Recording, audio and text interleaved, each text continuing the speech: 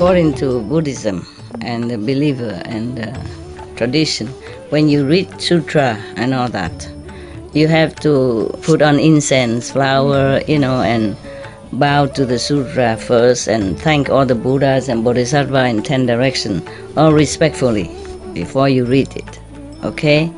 And then you cover the sutra also with silk, beautiful cloth, and I just make it more popular. Yeah, more easy, simple.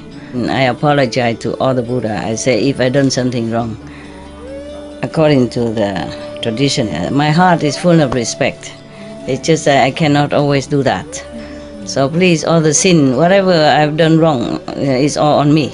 At least other people, they hear the names of the Buddha, according to the sutta, they will get benefit.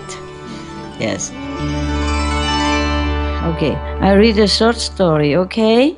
Yeah? This is a story about a king. His name is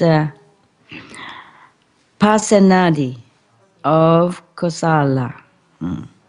Yeah, I must use my magic weapon, magic instruments. Nowadays we have so many magic instruments. Okay. This story was told by the Buddha, first I have heard, while he was in residence at Jetavana with reference to King Pasenadi of Kosala. Again, we thank the Buddha and Reverend Anand for this wonderful story, which he remembered from the assembly where the Buddha told the story, or he witnessed the story, and then he tell us, and then now we can inherit all these beautiful, morally encouraging stories. We thank you, and thank all the people who helped to pass on these beautiful stories. Now, at a certain period of his life, this king used to eat boiled rice cooked by the bucketful, and sauce and curry in proportion, meaning he ate a lot. One day after he had his breakfast, unable to shake off the drowsy feeling occasioned by overeating, he went to see the teacher, the Buddha, and paced back and forth before him with a very weary look. Overcome by drowsiness, unable to lay down and stretch himself out, he sat down on one side. Thereupon, the teacher, meaning the Buddha, asked him, "Did you come, great king, before you were well rested?" "Oh no, well honored one," replied the king, "but I always suffer greatly after eating a meal." "Yeah, but what kind of meal? You know what I mean? Bucket full of boiled rice and sauce and curry, in big portion as well. If anybody ate like that, you feel restless indeed, nah? No wonder in front of the Buddha, but he couldn't, calm himself. He walked back and forth in front of him. Have any of you ever ate so much? Huh? You? No, you don't look fat. You can't. Before, not anymore. Not anymore? But do you feel so suffering because you couldn't eat a lot? No, when I was having trouble, sometimes I eat. I understand. Yeah. This has happened to a lot of people. They eat for comfort. Because they have nothing else. Yeah. Sometimes I'm also not all that disciplined, When you upset me, I go in and eat. Lucky I don't look too fat, so people don't know that I ate a lot. Oh, not really. Someday, I always said to the nuns, I had one Korean nun and one Taiwanese nun helping with the dog. Yeah. And everything else I do myself. I cook, I clean, I wash my clothes, everything now. Yeah. Only when I'm really extremely busy, then maybe they help me out. But I prefer to do all that myself. Yeah, if you just eat and sit all day, it's also uncomfortable, like this king, you know, no matter how little, how much, you feel drowsy. You should also exercise, you know. Working is an exercise, a kind of exercise, but practical exercise. Exercise. Yeah. I wonder why people don't like to work. I mean, except when you are tired, exhausted, you know, physically or mentally sometimes, depends on the work. Yeah, some people don't like to work, you know. Yeah, some people really didn't like to work. Some people came, they professed to come and help me, you'll be a useful person for master. But as soon as I asked them to do something, they said, what? 50 jobs a day? Exaggerating, only a couple of jobs. Like clean the yard, you know, clean the yard or wipe the floor. You do the same at home, no? If you have a yard, you clean. If you have a floor, you wipe it, you know, when it's dirty. Uh, yeah. So this king should listen to my lecture here. You tell him after eating, eat less and then go exercise. You know, clean his royal palace or go bicycling. Yeah, or do some exercise in the gym, or go swimming. Yeah, or go walking. Then he doesn't have to pace back and forth in front of the Buddha like that. And whenever the Buddha was, there are many other people as well, you know.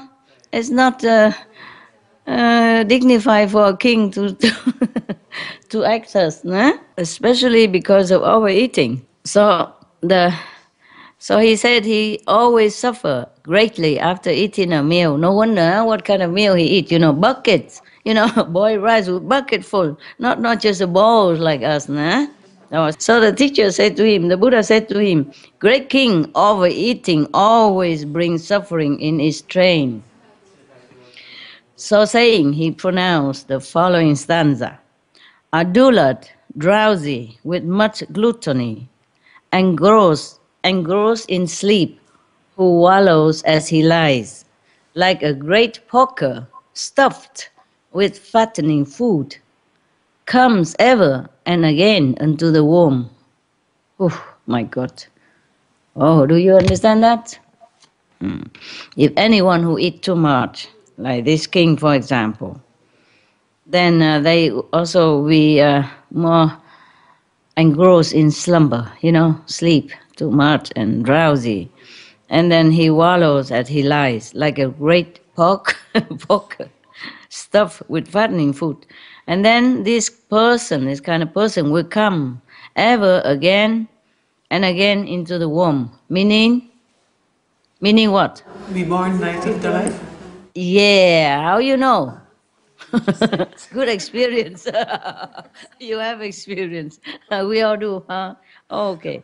So this is the Buddha warned everybody that if we are gluttonous, you know, we overeat, then we will also be drowsy, sleepy, too sleepy, and then we cannot think too much. We can't meditate very well, and then we will be reincarnated again and again and again. Yeah, just to eat, huh? And then sleep, and then eat, and sleep, and eat, and sleep, until we sleep forever in the tomb. Huh? Yeah. At the conclusion of the lesson of the Buddha, desiring to help the king, pronounce the following stanza. If a man is ever mindful, if moderate in taking food, his sufferings will be but slight. I mean, very little suffering, yeah. He ages slowly, preserving his life as well. Not only he suffering very little, but he will age gracefully, and then he can live long. You see, preserving his life. I remember my grandma always told me, the less you eat, the longer you will be full. That's what she said. Ăn ít no lâu, ăn nhiều mau đói. My grandma used to tell me that. Yeah. She always shared her food with me. Bless her soul. And it's true, she lives until 105, fit and healthy. She was working until a very old age, as long as I remember. She was already, I don't know, 70 or something when I was with her. She works to earn her living still at home, work at home. My aunt has a jewelry shop, and she also took up some of polishing work to do at home. And while I was reading, like ancient romance for her, like the romance of the three kingdoms and the monkey go to the west, the Buddha story about Xuanzang monk went to India to bring back all the sutras from Hindi back to China. And that's why we have many nowadays, mostly translated from Chinese and then into Vietnamese and also Bali and all that. Yeah, yes, because of him. That he copied and took the sutra back, and then preserve them, reprinting, and that's how we have it circulated nowadays, including these stories. We are really grateful to Xuanzang, great master, and his three disciples. The monkey, the pig, the pig looked like the pig, and okay, I forgot his name. One is Sun Wukong, the other is Satan, and the other is Tu Bache. I mean, he looked like the pig. And the Sun Wukong, it looked like a monkey. And the other guys is, he looks like a, he looks similar to some of the demons.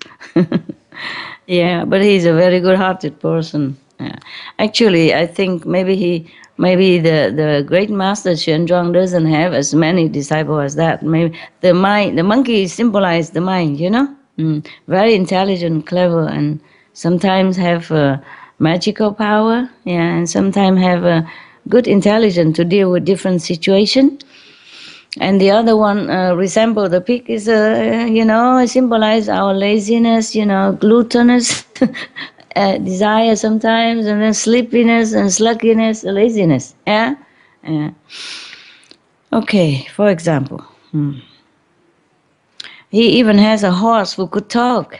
Yeah. And he helps a lot. The horse also helps a lot during his long journey to India and back. That was a really very interesting story. Did any of you read it? Yes. At least the Chinese people, you read? Yes. The monkey goat went to the west? No? Okay. If not, there is a videotape. The series, they make many tapes of that story. It's cool. For children, I guess they will like it. Yeah. If they have it translated into English or your language, then you can buy, for the children. It's just very nice. Very educational as well. And fun.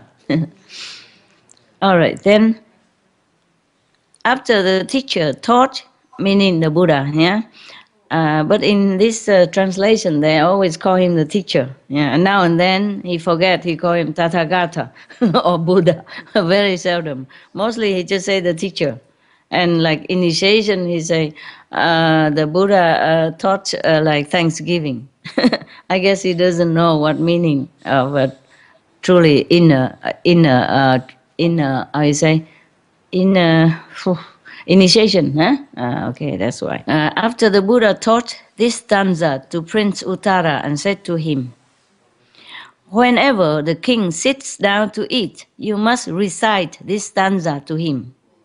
He doesn't tell the Buddha, he tells the prince to remind the king. Yeah. "And by this means, you must cause him to diminish his food." In these words, the Buddha told him just what means to employ.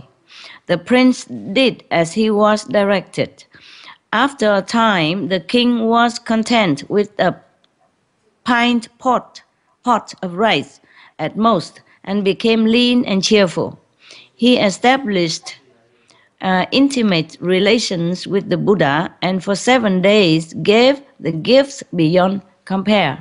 Meaning something that is not material. Okay, yeah.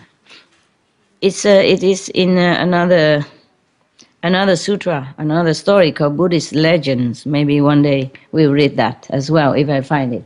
Buddhist Legends, yeah. Or Dhammapada commentary. Yeah, maybe one day we'll find out if we have that in internet, and then maybe I'll read it to you. Okay, huh? If you're lucky, if you behave, if you have enough good merit. Big deal. All right. So then, when the Buddha pronounced the words of rejoicing for the gifts presented to him by the king, the assembled multitude obtained great spiritual advantage. Wow. I'm also curious to know what that gift is. One day we'll find out, huh? Okay, right. It's end. The story ends. Thank you, the Buddha, Ananda, and all involved. Now we have this beautiful story.